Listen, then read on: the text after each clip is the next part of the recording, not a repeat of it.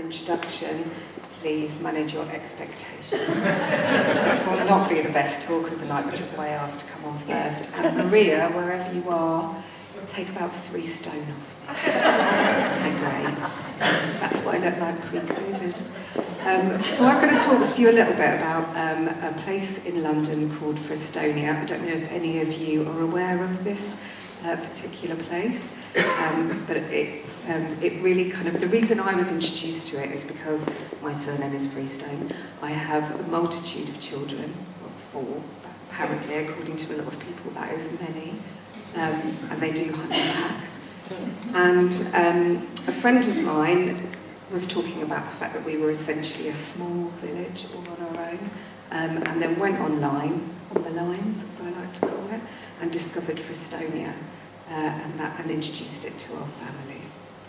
So Frestonia is, it was situated in West London, and it was between Kensington, Notting Hill, Latimer Road in the late 1970s. It was a kind of area of massive deprivation, and the housing on Freestone Road or Freestone Road was it was not fit for human habitation, so lots of people were evicted and lots of squatters moved in, completely dilapidated, but the squatters kind of made it their own really. And then the GLC, which was, I was going to tell you whether it was a Conservative council, but I can't remember, so I won't. But the GLC basically threatened formal eviction, so we're just going to knock the whole place down.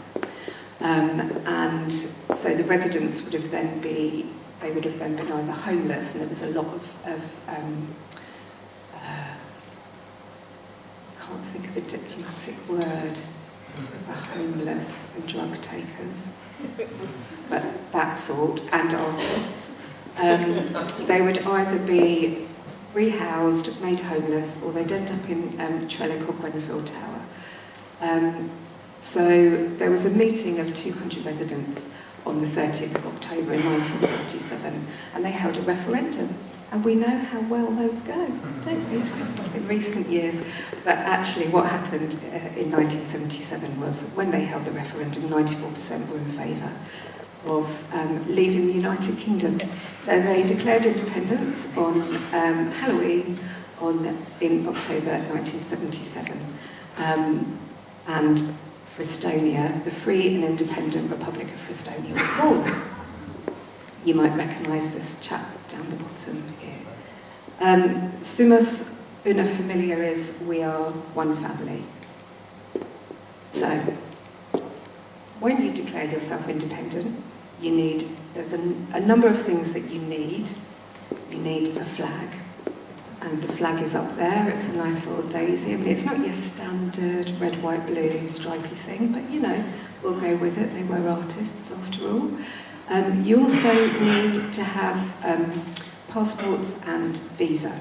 So that in the middle there is the visa stamp. So when you came into Frestonia, which was about a mile, it wasn't squared, it's kind of a rectangular thing, you would have to have your passport stamped. Up there on the, I don't know my left from my right, so on that side is the stamp, and they were honoured by Royal Mail at the time as well. So if you were going near abroad, it was 1 stamp, and that was in the UK, and if you were going far abroad, which was anywhere else that wasn't the UK, you needed 2 stamps. They had tourist information and a hotel, which was the Eclipse Hotel here. And over on this side, again, not knowing my left from my right, was a creche.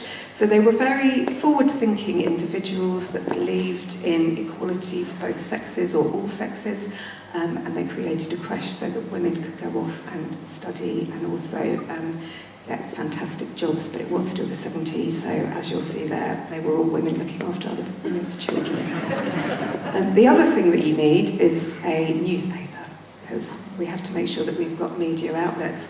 And this is, within the space of just less than a year, the top one is the original Tribal Messenger. That was the original Dig It newspaper of Frestonia, and then they kind of had to jazz it up a little because it got quite political. So they started typing it on a typewriter. There's a couple of really lovely messages, actually. This is hard to hold and open things, isn't it? There's a couple of lovely little pieces within the tribal messenger.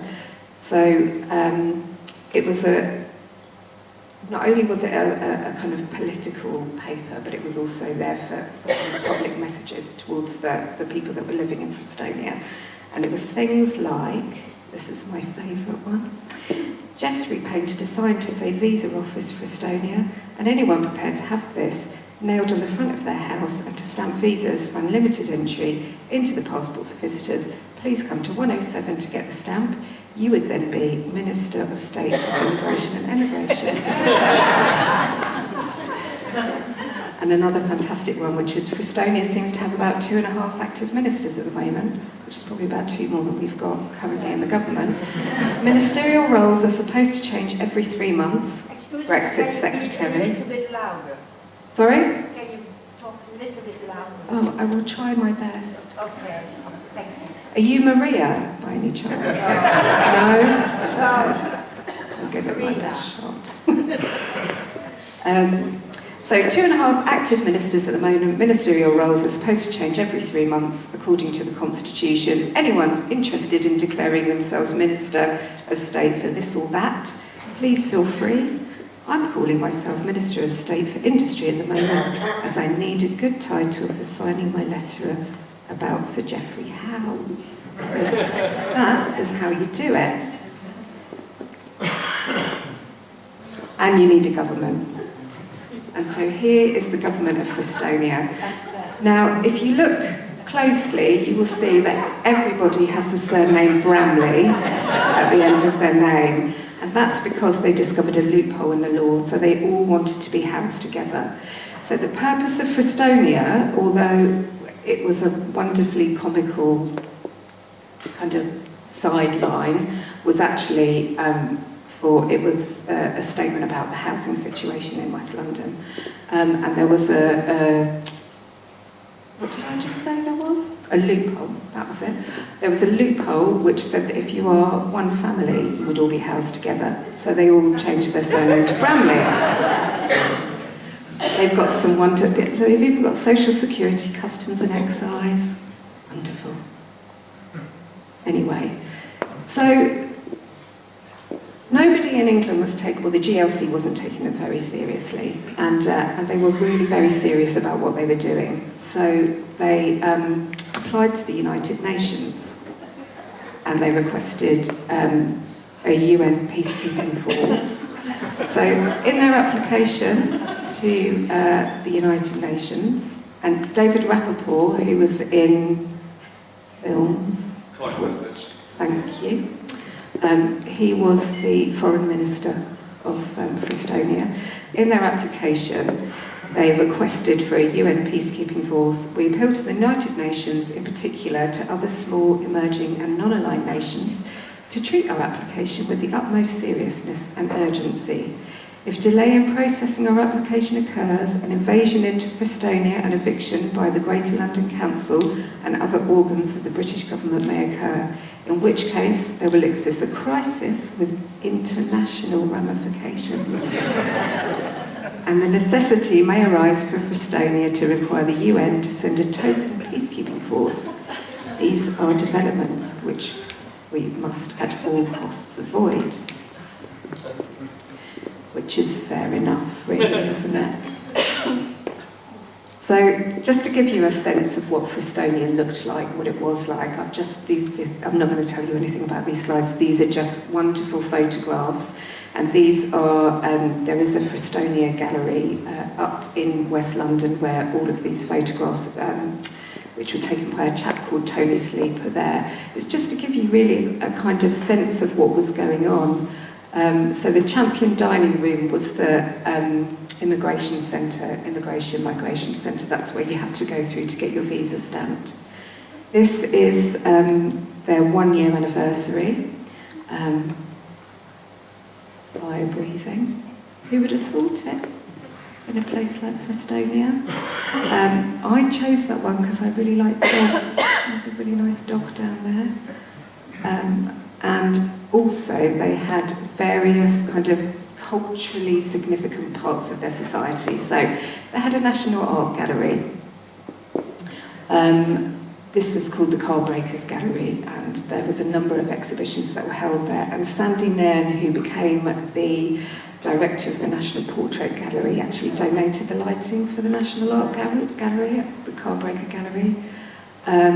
Up there, I really like this one. This is kind of, there was a lot of artwork and experimental artwork for the majority of the time. There's a massive whale down there, but you can see in the background Trellick, Grenfell, and the other one that I can't remember what it's called, up there in the background.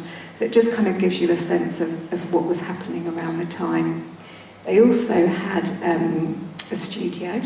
So there were quite a lot of bands that went and rehearsed, including Motorhead, Killing Joke, Girls' School, and the Clash recorded combat rock in Frestonia at the People's Hall. And then in terms of alumni, so David Rappaport's appeared a couple of times. He was foreign minister and well known for his role in lots of children's TV programmes and Time Bandits. Heathcote Williams, he was the ambassador to Great Britain. He lived there for quite a significant length of time. He premiered his play there. He actually had to go to court to be allowed to premiere The Immortalist at the National Theatre. I've got quite a lot of time for Heathcote Williams, actually, for two reasons. One, he inspired Julian, three reasons. Inspired Julian Cope.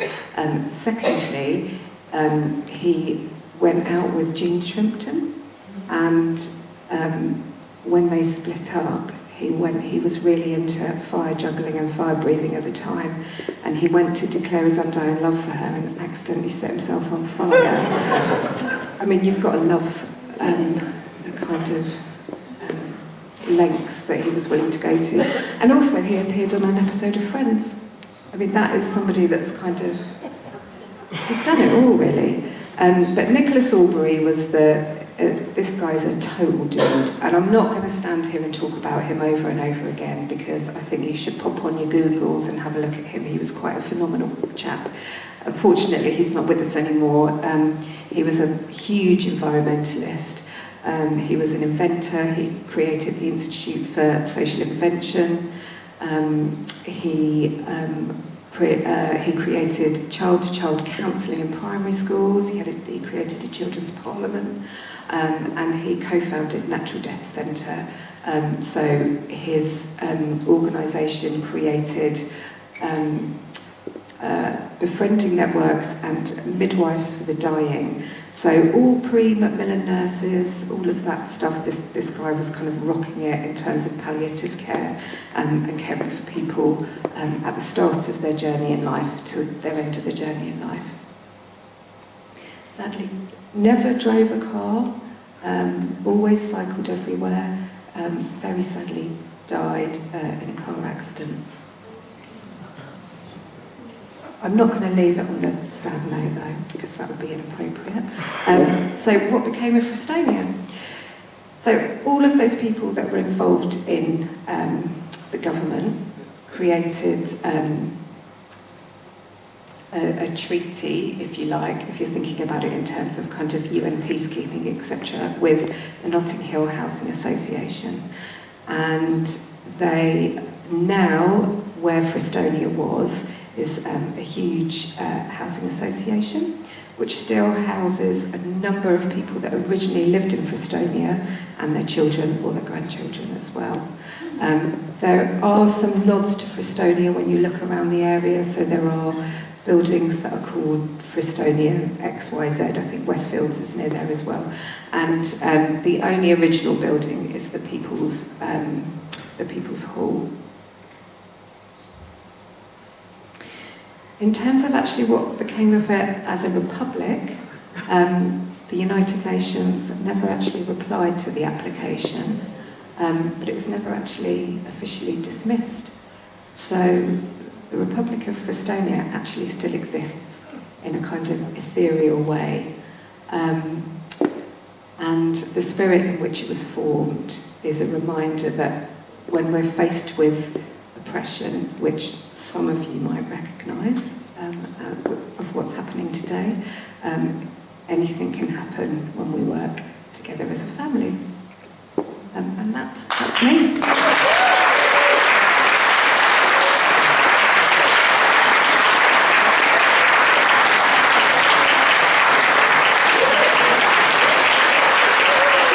Freestone.